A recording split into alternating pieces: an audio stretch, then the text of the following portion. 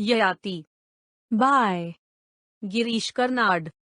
Girish Karnad's career as a playwright started with Yayati in 1960. It was followed by Tughlaq. It is an excerpt from the great Indian epic, Mahabharata. टी राजा ययाति की एक टोपी-टरवी कहानी है जो वासना और सेक्स के साथ अपने जुनून पर बसती है, और कैसे वह अपनी बेवफाई के लिए समय से पहले बुढ़ापे के लिए शाप दिया जाता है। नाटक में महिला पात्रों उनके दृढ़ संकल्प और साहस के लिए उल्लेखनीय हैं, कभी कभी आक्रामक। ययाति 4 कृत्यों में एक नाटक है जो पात्रों की एक भारी संख्या के आसपास केंद्र है और मानव मानसिकता को शारीरिक रूप से शारीरिक बनाता है। ययाति सारांश। देवानी और शर्मिष्ठा 2 दोस्त हैं। एक दिन वे एक जंगल में नग्न फ्रॉलिकिंग रहे हैं। उनके वस्त्र अलग रखे जाते हैं। भगवान इंद्र उन्हें मजाक करना चाहते हैं। वह हवा का रूप लेता है और अपने कपड़ों को मिक्स करता है। जब शर्मिष्ठा ने देवानी की पोशाक को गलती से पहनने का प्रयास किया, तो देवानी क्रोधित होती है क्योंकि वह शर्मिष्ठा असुर राजा की बेटी है, जिसके लिए देवानी के पिता शुक्राचार्य एक उपदेशक हैं। यह उसके भीतर मानस दर्पण, हालांकि वे एक निरंतर दोस्ती का आनंद लिया है, उनके बीच एक निर्णायक लड़ाई उकसाया जाता है और वे मौखिक हमले में एक दूसरे का अपमान करते हैं। जैसे ही देवानी युद्ध में ऊपरी हाथ लेती है, उसका अपमान सहन करने में असमर्थ है। शर्मिष्ठा तुरंत देवानी को पास के एक कुएं में धकेल देती है। राजा ययाति अपने प्यास घोड़े को बुझाने के लिए कुएं में आता है। देवानी को अच्छी तरह से मदद मांगने के अंदर देखकर उसे बाहर खींचकर बचाता है। उग्र देवानी इस मुद्दे को अपने पिता शुक्राचार्य के पास ले जाते हैं। इसका परिणाम शुक्राचार्य और वृषणपार्वा के बीच संबंधों में भ्रम पैदा होता है। वृषणपार्वा को शुक्राचार्य के साथ चलना पड़ता है, क्योंकि उनके परित्याग का मतलब असुरों के लिए निर्णायक हार होगा। डर है कि वे शुक्राचार्य के निरंतर समर्थन को नुकसान पहुंचाएंगे। वृषणपार्वा इस संधि के लिए सहमत हैं। संधि में लिखा गया है कि शर्मिष्ठा देवानी का गुलाम बन गया है और जब भी वह बिना किसी प्रश्न के मांगे तो उसके साथ जाना चाहिए।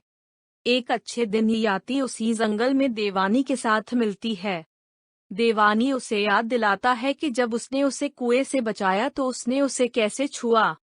उन दिनों में हिंदू धर्म के अनुसार यदि कोई पुरुष अपने दाहिने हाथ से एक महिला रखता है, तो वह उसी महिला से शादी करने के अधीन है।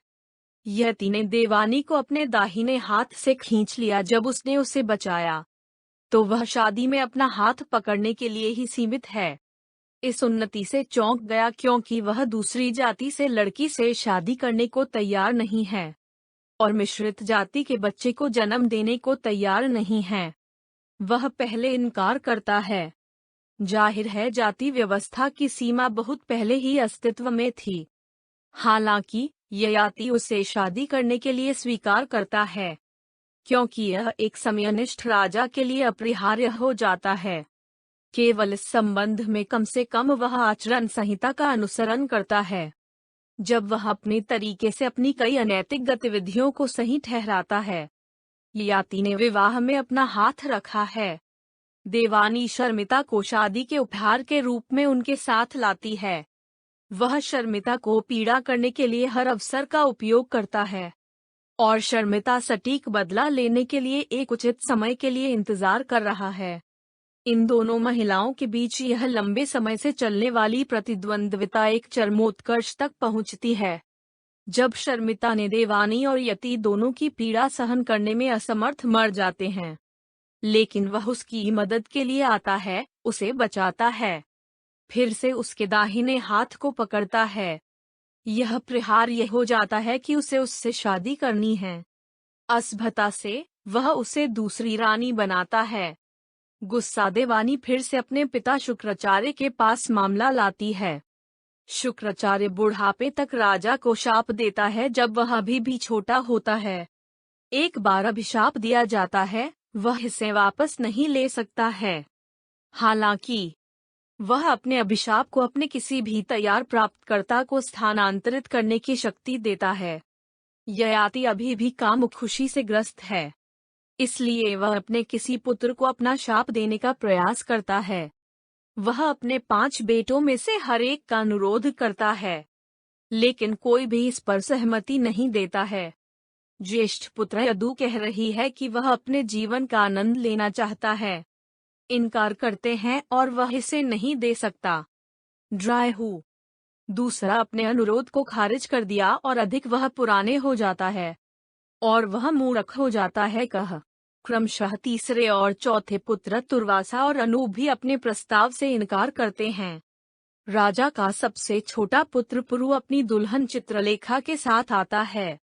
मामलों की स्थिति से उदासीन है और वह कहता है कि यह अपने पिता के प्रति एक बेटे का कर्तव्य है जिसने उसे जीवन दिया।